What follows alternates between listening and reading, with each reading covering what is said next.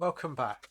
So in this video we're going to log into our notebook and we're going to just do some basic Python operations. So Jupyter notebooks are described on the reading list. There's a file there, a book there you can read up more about. They support multiple environments. We'll be using this for Python, which is interfacing to Apache Spark, which we'll be looking at in future weeks. So I'll just enter my password here. So there is one password which is set in the host, so in the container that is.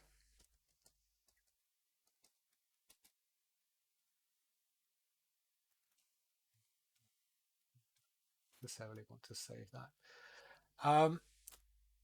And there are other videos around which will go through a lot more detail, though I can explain the basics simply enough. So we've got the basic notebook interface here, which says Jupyter. You can see it says Homepage Select. We've got three tabs.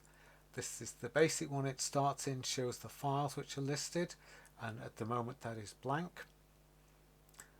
It will show you running notebooks and also terminals. We won't be using these kind of clusters in this module, so don't need to worry about that. So the first thing is what kind of notebook you can get, and depending on how the system is set up, it may say Python 2, Python 3, R, or whatever. These are this notebook environment, this container's set up for our module, so you have a choice of Python 3, and we'll also be looking at some terminal operations. So get that Python 3 going.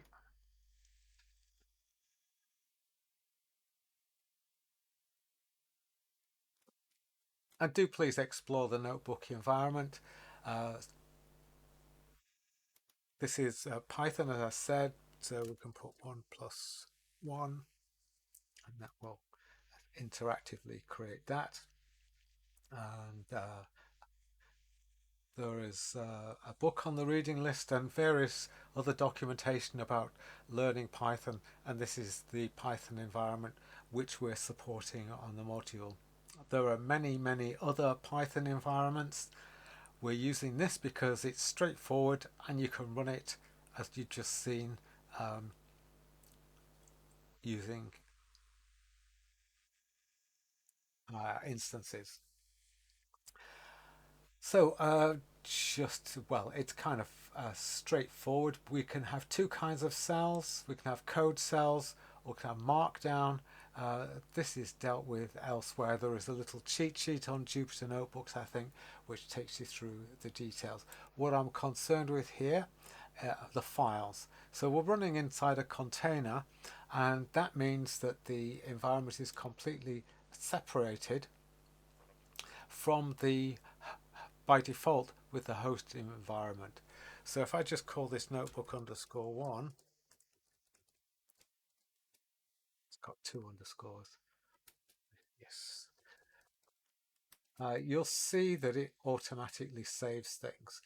So when it checkpoints, uh, we'll be able to, as we go through the module, you'll be writing code, you'll be saving that code into files. And a couple of things we can do. Clearly you can click that disk icon, which will save and checkpoint. That's just saved in the container.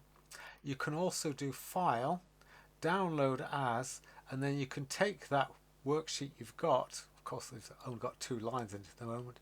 You can download that as a notebook file, which has the extension .ipmb, or as a Python file, or as other kind of formats. The format I recommend is notebook, because then you'll be able to reload it later on and it'll still have the right separation. If you save it as Python, it will ask what to do with that.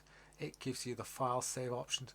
This is then saved onto your local machine, and then you could pick that up just by going to the downloads folder, and we call that notebook one .py. Now I don't necessarily want to open that file, but if we go to the folder, you would be able to actually see the contents. So but we'll leave that as an exercise for you. Just going back to the folder then, I've shown you how to save locally, that is save onto in the container and download. What we can also do from here is actually talk to the operating system. So it's true we've got that shell window going, but quite often it's convenient just to see what the container thinks is going on. So inside the notebook you can use Linux commands prefaced with an exclamation mark.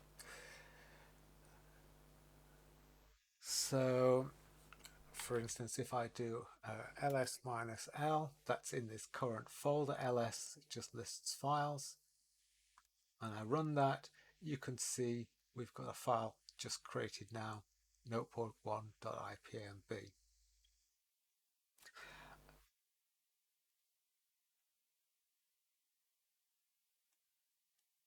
And what we'll do in the next video is look at uploading some files and mapping folders between containers and local file system.